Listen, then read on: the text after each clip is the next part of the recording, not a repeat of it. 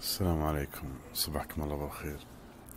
حقيقة وأنا أقرأ بكتاب أحمد الرماح أورد قصة، وهذه القصة صديق لي صراحة يمكن تصنف أجمل قصة تبدأ به يومك. هذا الله يصبح بالخير إن شاء الله، ويوافق إن شاء الله على طلبي، لأنه رافض أنه يطلع اسمه ويجيبوا لنا بالسلامة. هو الآن طالب بأمريكا هو وزوجته.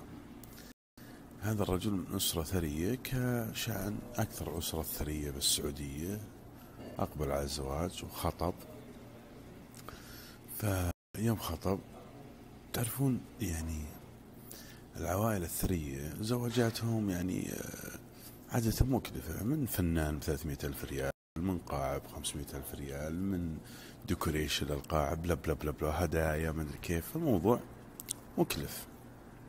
المهم اتصل هذا الشاب على أحمد الرماح لما له من باب العمل الخيري، وقال له: يا شيخ أحمد، أنا حقيقة خطبت ما شاء الله تبارك الله قليل، وإني الآن يقدر أن تكلفة الزواج يعني قد تتجاوز 1.5 مليون ريال، فأنا ما أنا بحاط الزواج، وإني اتفقت أنا وزوجتي إنه مبلغ الزواج نبنيه بقرية في الفلبين من 99 بيت. قال أحمد: ليش 100 بيت؟ قال: نبيهن على كل بيت بأسماء الله الحسنى بدال الترقيم البيوت.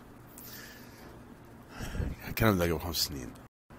نبي القرية توسطه مسجد ومدرسة، محلات تجارية تريع على القرية من صيانة وترميم وكذا. فعلا أحمد الرماح بادر. اليوم عمر القرية 5 سنوات، يسكنها 650 شخص، عشرات أطفال يروحون للمدرسة كل صباح. فأحمد الرماح يقول إنه يوم رحنا نفتح القرية أنا وياه وزوجته، يقول فحنا أثناء افتتاح أذن المسجد وتهافتوا الناس وكذا، وجلس كانوا القرية فرحين بهالبيوت. يقول إنه قال التفت عليها الشاب ذا وقال: هذا زواجي حقيقي، وهذول المدعوين بدل ما أحط لي زواجي يكلف 1 مليون ريال، واللي زعلين أكثر من اللي راضين، اللي معزم واللي يقول لا ما زيني، واللي ما قدم، واللي يقول صيفوا بالعشاء، واللي يقول ما حطوا لي، واللي ما كزوا لي بطاقة.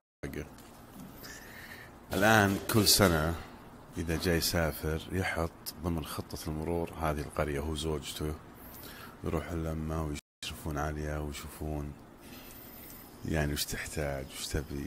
فكرة جميلة جميلة جميلة جميلة. نسيت أقول لكم إنه حط اسم القرية نور الله. نور هي اسم زوجته، والله هو مشتق من اسمه عبد الله، فاسم القرية نور الله، ورسمها على شكل قلب حب من 99 بيت، وتوسطها المسجد والمدرسة. في صورة، ايش رايكم؟ تبون اغطي لكم يوم؟ والله ما استعد اروح في البين وغطي، تستاهل، بس شريطة انه يوافق انه يطلع اسمه، لانه حقيقة هذا اللي فيه تنافس، والله هذا فيه تنافس، وهذا اللي فيه عمل مرة جبار وفكرة مجنونة.